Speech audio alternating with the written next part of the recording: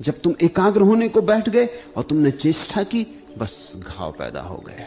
अब छोटी छोटी चीजें बाधा डालने लगेंगी। तुमने ख्याल किया होगा, ध्यान करने बैठो, कहीं चींटी सरकने लगती, अभी तक नहीं सरक रही थी, जिंदगी भर नहीं सरकी थी, कहीं खुजलाहट उठती, कहीं लगता है कि सिर में कोई चींटी चढ़ गई, कहीं पैर सो जाता है।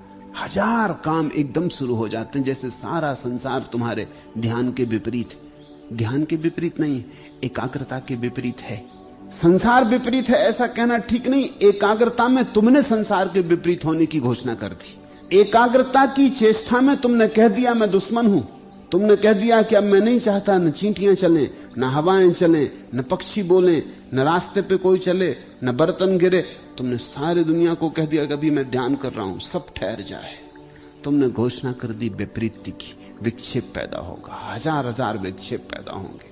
इससे सिर्फ क्रोध पैदा होगा, अशांति पैदा होगी। ध्यान का वास्तविक अर्थ है अनेकाग्रता, नॉन कंसंट्रेशन।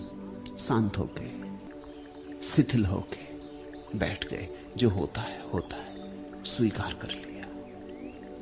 इस स्वीकार की दशा में एक चीज बिखरेगी, वो अहंकार है, और एक चीज संभलेगी, वो तुम हो। एक चीज जाएगी, अहंकार है, एक चीज आएगी, तुम जाओगे, परमात्मा आएगा, या तुम्हारा झूठा रूप जाएगा और तुम्हारा वास्तविक रूप आएगा।